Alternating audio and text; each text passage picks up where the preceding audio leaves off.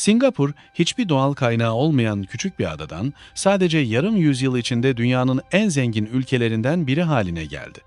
Günümüzde kişi başına düşen gelir bakımından birçok gelişmiş ülkeyi geride bırakıyor. Ancak 1965 yılında bağımsızlığını kazandığında durum hiç de umut verici değildi. Ülke doğal kaynaklardan yoksundu. Petrolü, madenleri ve hatta yeterli içme suyu bile yoktu. İşsizlik yüksekti, etnik gerilimler vardı ve güvenliğini sağlayacak ciddi bir ordusu bulunmuyordu. Üstelik çevresindeki komşularıyla ilişkileri de oldukça hassastı. Bu olağanüstü dönüşümü anlamak için önce Singapur'un geçmişine bakmak gerekiyor. Yüzyıllar boyunca Singapur sıradan bir balıkçı köyü olarak varlığını sürdürdü. Ancak 1819 yılında İngiliz devlet adamı Stamford Raffles'ın adaya gelmesi her şeyi değiştirdi. Raffles, adanın Hindistan ile Çin arasındaki stratejik konumunun farkına vardı ve burada önemli bir ticaret limanı kurulmasını sağladı. Singapur kısa sürede uluslararası ticaretin merkezlerinden biri haline geldi. Avrupa, Hindistan ve Çin arasında seyahat eden gemilerin büyük bölümü bu bölgeden geçiyordu. İngiliz yönetimi altında ada hızla büyüdü ve Çinli, Hintli ile Malay göçmenlerin akınına uğradı.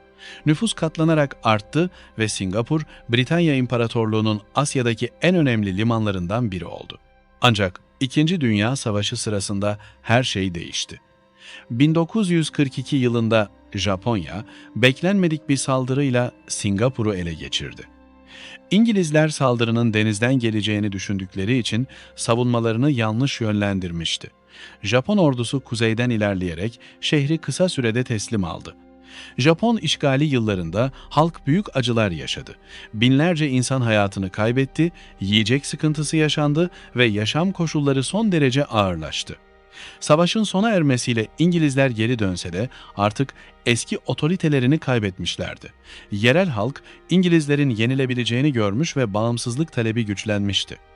1950'li ve 1960'lı yıllarda Singapur bağımsızlık yolunda ilerlerken yeni bir çözüm ortaya çıktı.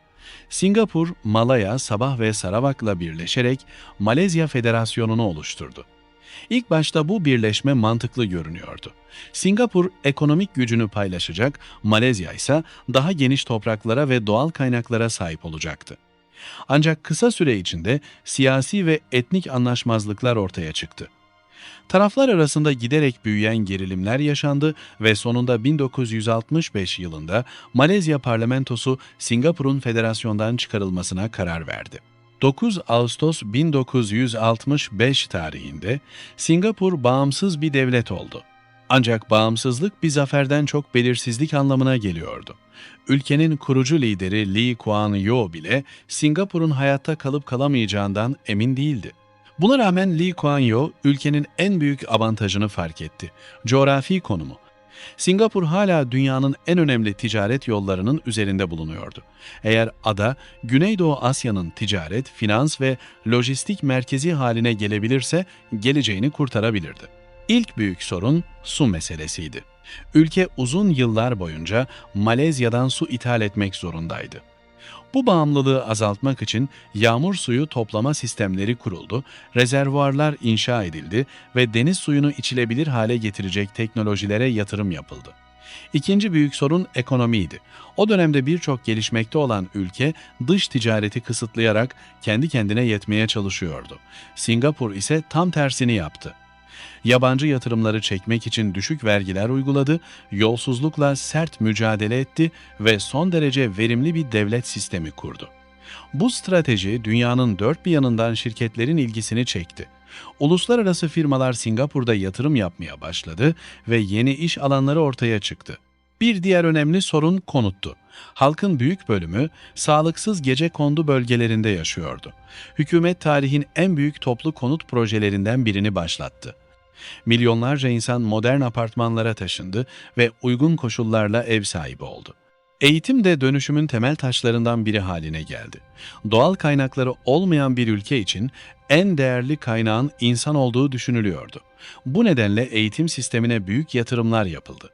İngilizce ortak eğitim dili olarak seçildi ve yeni nesiller hem kendi ana dillerini hem de uluslararası ticaret dili olan İngilizceyi öğrenerek yetişti. Güvenlik alanında ise zorunlu askerlik sistemi getirildi. Küçük nüfusuna rağmen Singapur, zamanla Güneydoğu Asya'nın en modern ve güçlü ordularından birini kurdu. Alınan tüm bu kararlar beklenenden çok daha başarılı sonuçlar verdi. 1970'lerden itibaren yabancı yatırımlar hızla arttı. Liman büyüdü, sanayi gelişti ve ekonomi çift haneli büyüme oranlarına ulaştı.